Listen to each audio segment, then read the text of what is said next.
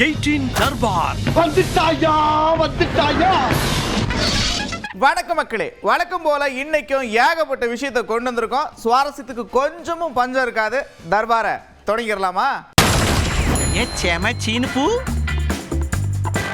என்னதான் ஏஐயா இருந்தாலும் அதை அப்படியே நிஜமா கொண்டு வந்தா எப்படி இருக்கும்? அப்படி ஒரு சம்பவம் சென்னையில நடந்திருக்கு. இந்த காமிக் கதாபாத்திரங்கள்லாம் நேர்ல வந்தா எப்படி இருக்கும் அப்படின்ற மாதிரி ஒரு விஷயத்தை பண்ணிருக்கிறாங்க.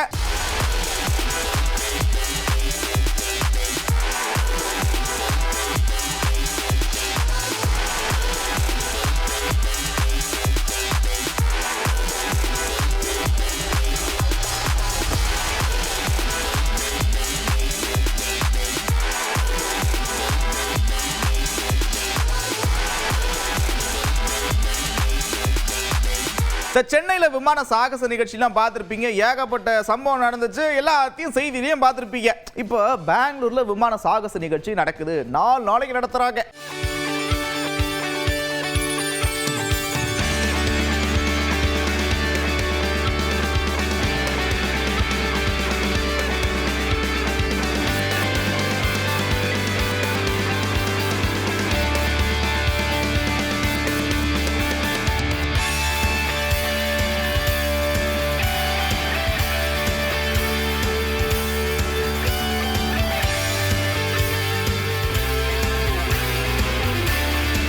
இந்த கங்கை நதிக்கரையில புனித நீராடுறது பிரபலம், எல்லாருக்குமே தெரியும். அது மட்டும் இல்ல, பெண்கள்லாம் ஒன்னா சேர்ந்து சங்கு ஊதுற ஒரு நிகழ்ச்சி கூட அங்க ரொம்ப பிரபலம். அப்படி ஒரு நிகழ்ச்சி நடத்தி இருக்கிறாங்க.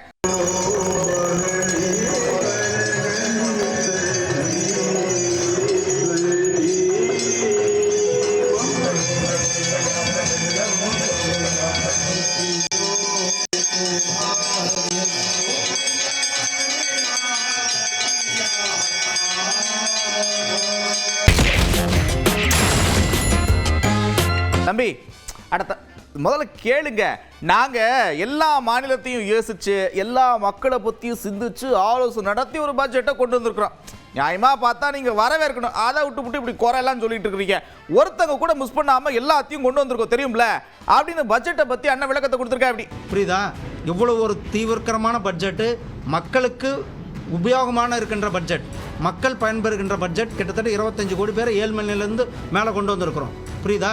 அதே போல் ஒவ்வொரு மக்களுக்கும், மீனவர்களுக்கு 3 லட்சத்திலிருந்து 5 லட்சம் வரலும் அவர்களுக்கு மீனவர்களை கிசான் கிரெடிட் கார்டு கொடுத்துருக்கோம். அவர்கள் எங்கே கேரண்டிக்கு போக தேவையில்லை. நேராக பேங்கில் போனால் 5 லட்சம் ரூபாய்க்கு கிரெடிட் கார்டு வாங்கலாம், டீசல் போடலாம், அவங்க மீன் பிடிக்க போகலாம். அந்தளவுக்கு திட்டங்களை நாம் இண்டிவிஜுவல் பெனிஃபிஷரிஸ் திட்டங்களை நாம் நடைமுறைப்படுத்திக்கோம். கரீப் கல்யாண அன்ன யோஜனா, ஒவ்வொரு ரேஷன் அட்டைக்காரர்களுக்கும் 5 கிலோ அரிசி, 1 கிலோ பருப்பு இலவசமாக நாம் கொடுத்து கொண்டு இருக்கின்றோம். பிரதமர் திரு நரேந்திர மோடிஜி அவர்கள் கொடுத்து கொண்டு இருக்கிறார்கள். ஜல்ஜீவன் மிஷனில் ஒவ்வொரு வீட்டுக்கும் குடிநீர் திட்டத்தை கொடுத்து கொண்டு இருக்கின்றோம். அது மாதிரி அதனால் இந்த பட்ஜெட்டினுடைய நோக்கம் புரிஞ்சுக்கோங்க. இந்த பட்ஜெட்டினுடைய நோக்கம் இன்க்ளூசிவ் பட்ஜெட். நான் அதுக்கு தான் ஃபர்ஸ்ட் நோக்கத்தை சொன்னேன். நீங்க நோக்கத்தை புரிஞ்சுக்கிட்டீங்களா புரியலையான்னு தெரியல. அவர் தான் சொல்றாருல, எல்லா மாநிலத்தையும் யோசிச்சு எல்லாத்தையும் சமமா பார்த்து ஓரவஞ்சனை எதுவுமே பண்ணாம எல்லாத்துக்கும் சேர வேண்டியதை கரெக்டா கொடுத்துருக்குறோம். சும்மா குறை சொல்லிக்கிட்டே இருக்கிறீங்கன்னு சொல்றாரு. நீங்க என்ன சொல்றீங்க? எந்த வகையிலே தமிழ்நாடு தாழ்ந்து விட்டது? எல்லா வகையிலும் ஒன்றிய அரசுக்கு பொருள் ஈட்டி தருகிற மாநிலமாக தமிழகம் இருக்கிறது. வரி பகிர்வுல கூட 6,28,000 கோடி மத்திய அரசுக்கு நாங்கள் கொடுக்கிறோம். ஆனால் அதில் எவ்வளவு மத்திய அரசு எங்களுக்கு திருப்பி கொடுக்கிறது? 56,000 கோடி. 1/6 கூட கிடையாது. இது எந்த வகையிலே நியாயம்? ஆனால் அதே நேரத்தில் உத்தரப்பிரதேசத்துக்கும் பீகாருக்கும் குஜராத்துக்கும் அவர் கேட்காமலே கொண்டு போய் கொடுக்கிறார்கள். ஏன் இந்த ஓர வஞ்சனை? நிர்மலா சீதாராமன் அவர்கள் நடிக்கிறார். தமிழ்நாட்டு நானும் ஒரு தமிழச்சி தான் என்று சொல்லுகிற அந்த அம்மையார், இதுவரையிலே அந்த அம்மையார் நிதியமைச்சராகி தமிழ்நாட்டுக்கு என்ன செய்திருக்கிறார்கள்? நாங்கள் கொடுக்கிற பணத்தை கூட திருப்பி கொடுப்பதற்கு யோகியதை இல்லை என்றால் என்ன? எந்த அளவுக்கு புயல் வெள்ளத்திலே தமிழ்நாடு பாதித்தது?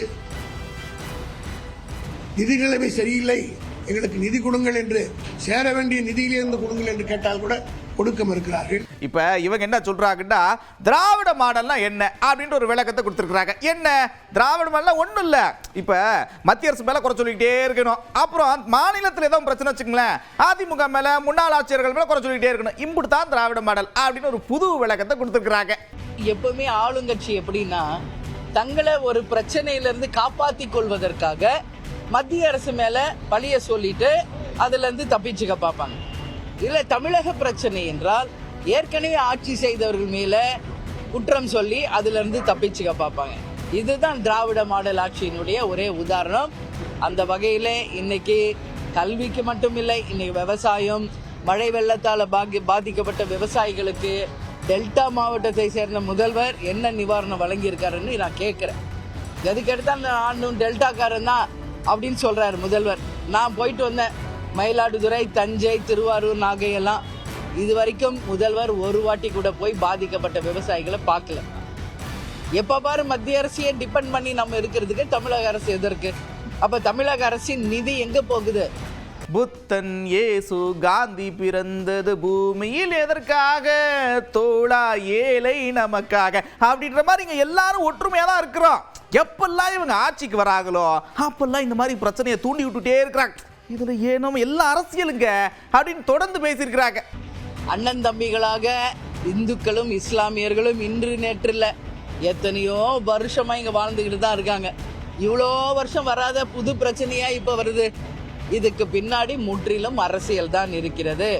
மதத்தை பிரித்து ஜாதியை பிரித்து அரசியல் பண்ண தான் பார்க்குறாங்களே ஒழிய உண்மையில் சகோதர சகோதரிகளாக வாழ்கின்ற இந்துக்கள் மத்தியிலையோ இஸ்லாமியர்கள் மத்தியிலையோ எந்த பிரிவினும் இல்லை. எனவே இது மாதிரி மதத்தை தூண்டி அரசியல் செய்வது மிக மிக ஆபத்தான ஒரு விஷயம்.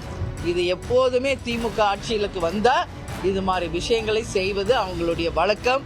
அதனால நிச்சயமாக இது உடனடியாக முற்றிலுமாக நிறுத்தப்படணும். இப்போ இவங்க என்ன சொல்றாங்க அப்படின்னா இது எல்லாத்துக்கும் காரணம் இவங்க தான் பின்னாடி இருந்து இப்படிலாம் அரசியல் பண்றாங்க அப்படின்னு சொல்றாங்க. நீங்க கூட்டணியில வேற இருக்கிறீங்க, என்ன நடக்குது நீங்க எப்படி பாக்குறீங்க இதை?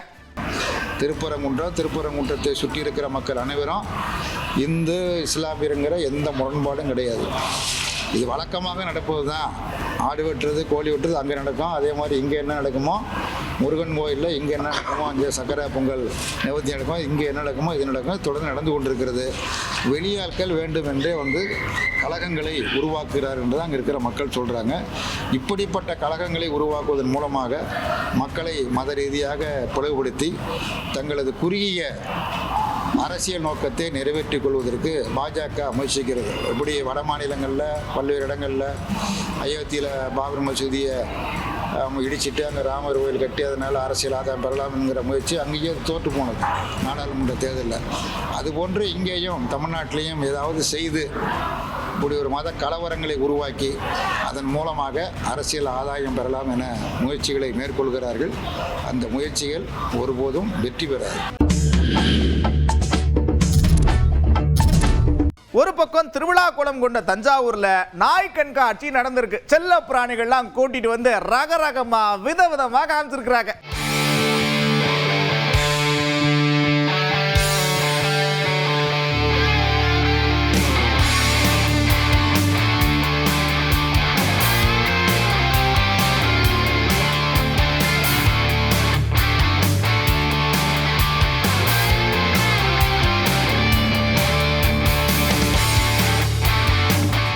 சரி, எப்படி நாய் கண்காட்சிலாம் பிரமாதமா இருந்துச்சா? சரி, குதிரை ரேஸ் பக்கம் போவோம். மறைந்த முன்னாள் முதலமைச்சர் ஜெயலலிதா அவர்களோட பிறந்தநாளை முன்னிட்டு சிவகங்கை மாவட்டத்தில் ரேக்லா ரேஸ் பந்தயம் நடத்தியிருக்கிறாங்க. சாலையோட 2 பக்கத்துலையும் மக்கள்லாம் விசில் அடிச்சு சும்மா ஆரவாரம் பண்ணி தெறிக்க விட்டாங்கன்னா பாத்துக்க.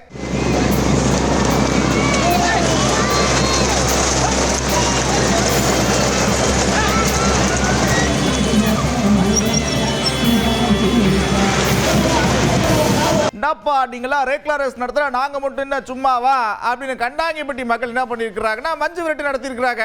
அதுவும் சும்மா தூள் கிளப்பிருக்காங்கன்னா பாத்துங்க.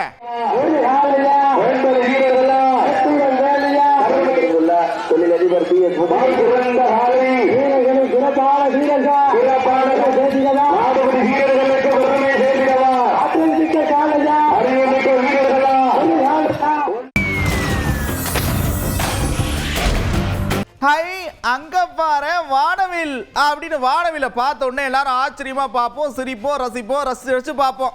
எப்பயாச்சும் ஒரு நாள் தானே வருது, அதனால அவ்வளவு பிரமிப்பு நம்ம கிட்ட இருக்கும். ஆனா ஹவாய் தீவுல பாத்துக்க அடிக்கடி நடக்கக்கூடிய நிகழ்வு, அடிக்கடி அங்க வானவில்லாம் வந்துகிட்டே இருக்குமா. ஏன்னா கால சூழல் அப்படி இருக்குவாங்க.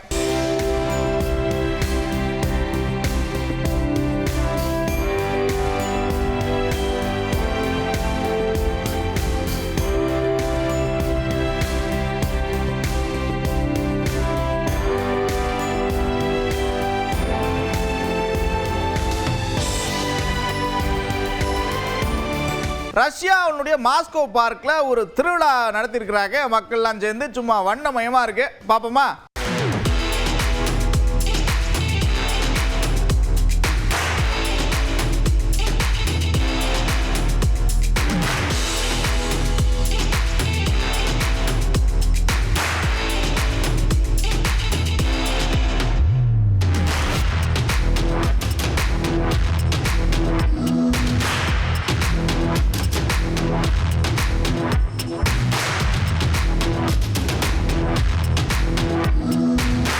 ஜிம்பாப்வேல ஒரு மனிதர் என்ன பண்ணிருக்கிறார், நான் கல்லறையில ஜிம் மாதிரி ஒரு செட்டப்பை ரெடி பண்ணேன், எல்லாருக்கும் உடற்பயிற்சி பண்ணி ஆகணுங்க, எல்லாருக்கும் நான் பயிற்சி கொடுப்பேன் அப்படின்னு ஒத்த கால நிக்கிறார்.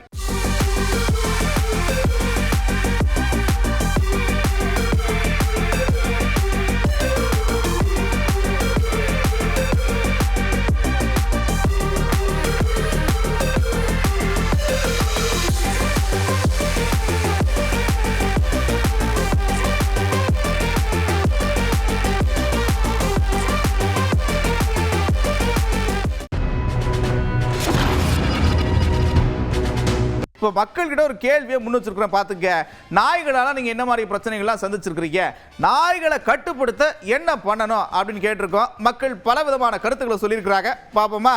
என் பையனே 2-3 தடவை விரட்டிட்டு வந்து நாங்களாம் அடிச்சு துரத்திட்டு இருக்கோம். இப்போ வந்து நிறைய பேர் அதனால ஆக்சிடென்ட் ஆகுறாங்க. அன்றைக்கெல்லாம் ஒரு சின்ன பிள்ளைய 3 நாய் சுற்றி நின்றுக்கிடுச்சு. அப்புறம் அவனுக்குள்ள உள்ளவங்க தான் விரட்டி விட்டாங்க. நாய் இருந்துன்னா அந்த பக்கம் தெரு பக்கம் போகிறதே பயப்படுறாங்க. ஒரு சந்து நம்ம கிராஸ் பண்ணுறதுக்குள்ள 2 நாய் 4 நாய் பார்க்கலாம். இயர்லி மார்னிங் இருக்கு இல்லைங்களா, அப்போதான் கொஞ்சம் கஷ்டமா இருக்கும். நம்ம யாரா இருந்தாலுமே ஒரு மாதிரி வாக் பண்ணிக்கிட்டே இருக்கோம். கவர்மெண்ட் வந்து அதை பிடிச்சிட்டு போய் வேற எங்கேயாவது விடணும். அதுக்கு அது பராமரிக்கிறதுக்கு ஏதாவது பண்ணணும். ஒரு 5-6 நாய் எங்கள் தெருவில் நிற்கிது. அரசு வந்து இந்த நாயெல்லாம் ஒழிக்கும். பஞ்சாயத்து பிள்ளைகள் முன்னாடி நாய் பிடிக்கிறதுக்குன்னு ஃபண்ட்லாம் ஒதுக்குனாங்க. அது மாதிரி ஒதுக்கி அதை பஞ்சாயத்தில் பேரூராட்சி நகராட்சி லெவலில் அதை நடைமுறைப்படுத்தணும். கண்டிப்பாக அரசாங்கம் தான் முடிவு எடுக்கணும், இதுக்கு நம்ம எடுக்க முடியாது. ஒரு காப்பகம் மாதிரி நடத்தணும், அதை கட்டுப்படுத்தணும். இல்லை ஊசியில் அது கொடுத்து அதுக்கேற்ற ஊசியில் போட்டு அது சரி கட்டணும். பெண்கள் வந்து தெருக்களில் நடமாடக்கூடிய நாய்களால் அச்சப்படுறாங்க. இல்லை இப்போதைக்கு நாய்களுடைய இனப்பெருக்கத்தை இருக்கிறத குறைக்கணும் அப்படின்னா உயிர் பலி கொடுக்கறத தவிர வேறு வழி இல்லை. குழந்தை முடிச்சு கடிக்குது, ரொம்ப இது பண்ணுது. இப்போ ரீசெண்ட் டேஸாக ரொம்ப அக்ரெசிவாக இருக்குது. எது கடிக்குது ஏன் பண்ணுறதுன்னே தெரியல. ப்ராப்ளி அது நார்மலாக அந்த கருத்தரை பண்ணுறதால அதுங்க வந்து அக்ரெசிவ் ஆகுதுங்கன்னு தெரியல. இதனால் நிறைய பேர் பாதிக்கப்படுறாங்க. நிறைய பேருக்கு வந்து அவேர்னஸ் அது போடுறதில்ல. ஸோ ஆக்சுவலாக நீங்கள் ஒரு அவேர்னஸ் மாதிரி இது போடுறதுனால ரொம்ப யூஸ்ஃபுல்லாக இருக்கும். கால்நடை ஆஸ்பத்திரியில் வந்து நாய்களுக்குரிய மருந்து எந்த ஆஸ்பத்திரியிலும் எதுவும் கிடையாது. ஃபோன் பண்ணி நகராட்சியோ பேரூராட்சியோ ஆஃபீஸ் ஃபோன் பண்ணி சொன்னால் யாருமே வந்து எதுவுமே கண்டுக்கிறது கிடையாது. ஒவ்வொரு வார்டு மெம்பர் ரிலேட்டடாக ஒரு டேட்டா எடுத்து அதுக்கேற்ற மாதிரி ஆக்ஷன் எடுத்தாங்க அப்படின்னா அது கட்டுப்படுத்தலாம் நான் நினைக்கிறேன். ஃபாரஸ்ட்டில் அனிமல் இருக்க மாதிரி டாக்ஸுக்குன்னு ஒரு இடம் இல்லை ஏரியா அந்த மாதிரி ஒன்று அமைச்சு இருந்தால் நல்லாயிருக்கும். இந்த நம்ம ஊர்ல திருவிழான்னா முளைப்பாரி எடுப்போம், காவடி எடுப்போம், தேர் எடுப்போம், அந்த மாதிரி ஏகப்பட்ட விஷயத்த பண்ணுவோம். ஆனா கேரளால திருவிழானா யானை கம்பல்சரிங்க அப்படின்ற மாதிரி ஒரு சூழல் நிலவுது. மணப்புறத்தில் இப்படித்தான் யானையை கூட்டு வந்திருக்கிறாங்க. யானைக்கு மதம் முடிச்சு போச்சு பார்த்துக்க, ஏகப்பட்ட சம்பவம் நடந்து போச்சு. கொஞ்சம் உஷாரா இருக்க.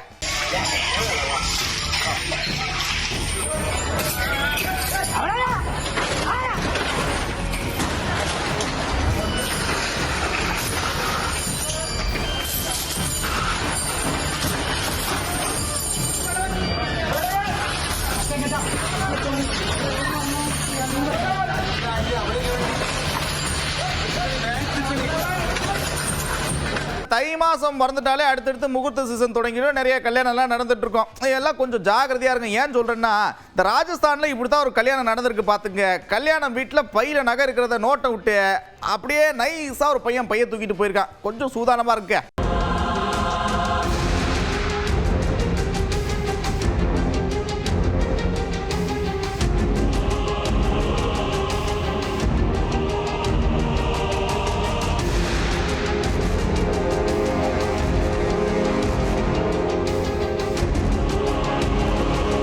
தான் ராஜஸ்தானில் வியாபாரத்தெல்லாம் முடிச்சுட்டு கடையை அடைச்சிட்டு போயிருக்கிற அப்படி ஒருத்தர் கடைக்குள்ளே புகுந்த 2 பேர் அங்கே இருக்க மொத்த பொருட்களையும் அடித்து நொறுக்கி உள்ளே இருந்து ஒரு 5 லட்ச ரூபா பணத்தையும் திருடி போயிருக்கிறாங்க. அதில் என்னென்னா யாருக்கு எவ்வளவு அப்படின்னு பங்கு போட்டுக்கிறதுல அவங்களுக்கு ஒரு பிரச்சனை வேறு நடந்திருக்குது.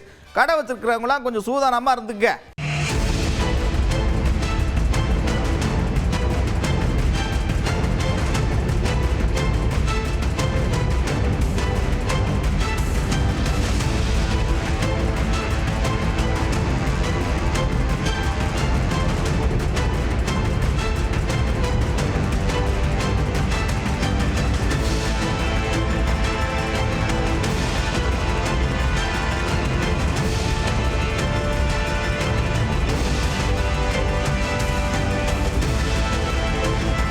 அப்புறம் என்ன ஜாலியாக பார்த்துருப்பீங்க, சிரிச்சிருப்பீங்க, ரசிச்சிருப்பீங்க. ஆனால் கடையை மூடுற நேரம் வந்துருச்சு பார்த்துங்க. கடையை மூடுறதுக்கு முன்னாடி இந்த +2 பசங்களுக்கு எக்ஸாம்லாம் தொடங்கிடுச்சு, ப்ராக்டிக்கல் எக்ஸாம்லாம் நடந்துகிட்டு இருக்கு.